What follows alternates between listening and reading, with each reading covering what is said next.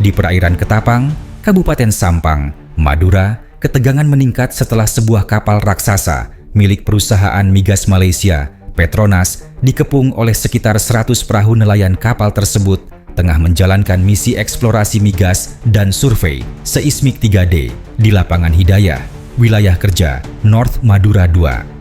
Aksi pengepungan dimulai sekitar pukul 12 siang. Para nelayan meminta kapal Petronas menghentikan seluruh aktivitasnya setelah melihat kapal tersebut melepaskan gulungan kabel ke dasar laut sebagai bagian dari survei. Ini merupakan hari keempat para nelayan melakukan protes dan semakin hari tekanan yang diberikan semakin besar.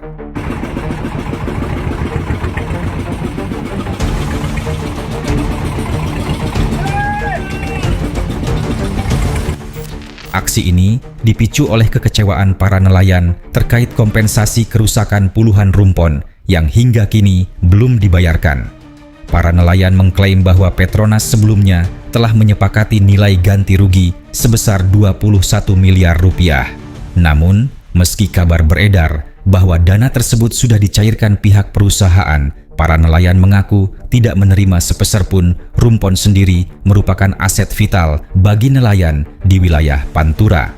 Hilangnya rumpon mengakibatkan turunnya hasil tangkapan secara drastis dan berdampak langsung pada pendapatan para nelayan selama berbulan-bulan.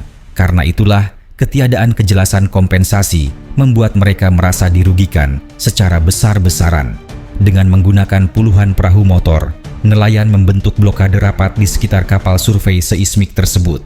Mereka membentangkan spanduk berisi tuntutan agar kompensasi segera diberikan dan seluruh aktivitas eksplorasi dihentikan sementara.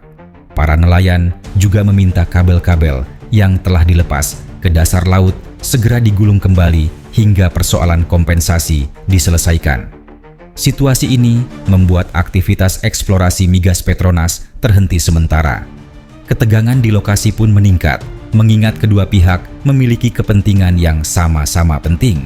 Di satu sisi, eksplorasi migas merupakan bagian dari agenda strategis untuk ketahanan energi.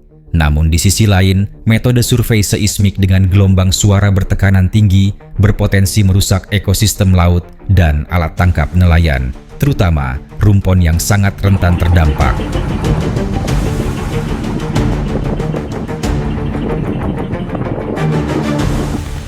Hingga kini, belum ada kepastian mengenai kemana sebenarnya aliran dana kompensasi tersebut dan apakah benar sudah dibayarkan kepada pihak-pihak tertentu. Nelayan berharap pemerintah daerah maupun pusat segera turun tangan untuk memastikan hak mereka terpenuhi.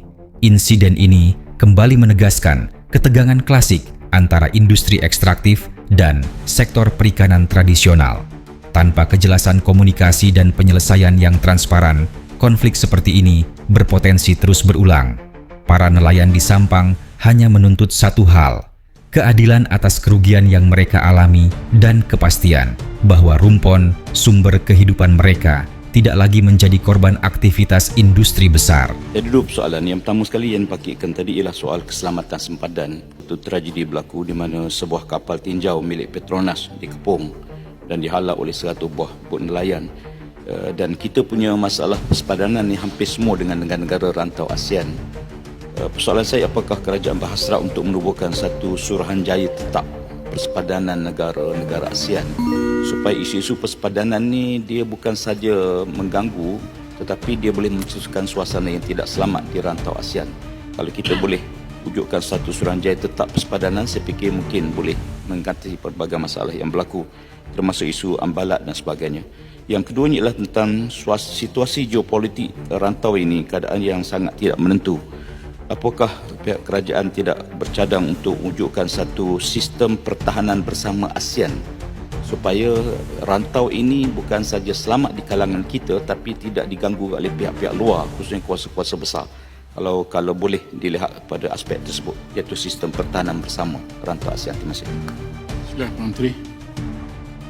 Bang Krian, dua cadangan yang akan tentunya baik dan patut diberi perhatian oleh kerajaan. Peringkat sekarang ini kita tidak meneruskan dengan Suruhanjaya sempadan, tetapi kerjasama kita dan perbincangan dengan negeri jiran itu tentunya menyentuh soal sempadan secara besar, sama ada Thailand ataupun Vietnam dari segi perairan, Singapura, Brunei, walaupun ada beberapa kejayaan, masih ada sedikit kawasan yang belum dimeterai. Dan Indonesia, saya ambil perhatian apa yang disebut oleh kementerian tentang gangguan kepada Petronas, tapi tidak sampai ke satu tahap di mana kita harus berhubungi dengan Presiden Prabowo, kerana umumnya hubungan Indonesia itu baik dan soal sempadan ini kita leraikan sebagai sahabat. Dan Petronas tentunya hanya cari gali di kawasan yang memang tetap milik kita dan tidak menceroboh di kawasan lain. Ada kes-kes pencerobohan nelayan sama ada di Malaysia ke di Indonesia, atau Indonesia ke Malaysia, itu kita cuba lalaikan dengan baik.